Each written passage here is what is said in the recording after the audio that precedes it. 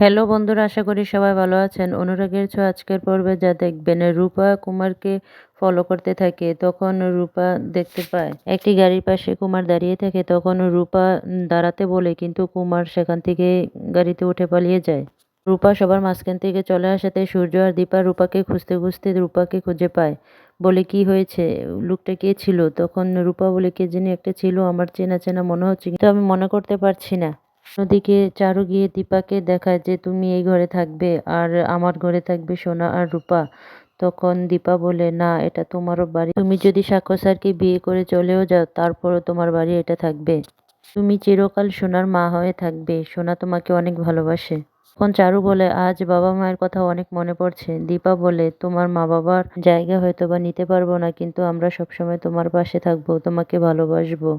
না, রূপাকে বলে, তোমার কি হয়েছে রূপা? তখন রূপা বলে, না, কিছু হয়নি।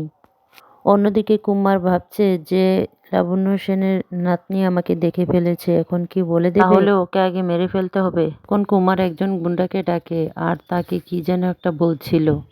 গুন্ডা তার কথা মতো কাজ করতে বলে। তখন সেখান থেকে গুন্ডা চলে যায়। আর অন্যদিকে উর্মিরা পিকনিক করার জন্য সবাই প্রোগ্রাম করে। গাড়িতে কে কি করবে না করবে সবাই রেডি হয়ে একসাথে আসে।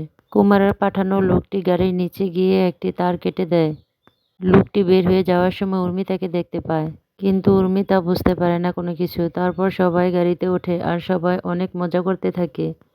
সবাই এক এক করে গানের কলি খেলে। আর অন্যদিকে ড্রাইভার হঠাৎ করে বলে যে গাড়ির ব্রেক ফেল হয়ে গেছে। তখন সবাই বলছে, সাক্ষ্য স্যার। সূর্য বলছে, কি বলছেন আপনি এসব? আপনি আগে থেকে গাড়িটি দেখেননি? গাড়িটি এক জায়গায় গিয়ে নিয়ন্ত্রণ হারিয়ে ফেলে। তখনই একটি গাছের সাথে ধাক্কা লাগে। গাড়ির দরজা লক হয়ে যায় আর গাড়িতে ধোঁয়া বের হতে থাকে। তখন সূর্য আর সাক্ষ্য স্যার অনেক চেষ্টা করে দরজা খুলে আর সবাইকে সে গাড়ি থেকে বের করে নিয়ে আসে। বন্ধুরা, আমার চ্যানেলটি সাবস্ক্রাইব করবার অনুরোধ রইল আর লাইক শেয়ার কমেন্ট করতে ভুলবেন না। অন্যদিকে রূপা মনে মনে ভাবে, এই লোকটি কি এই কাজ করেছে?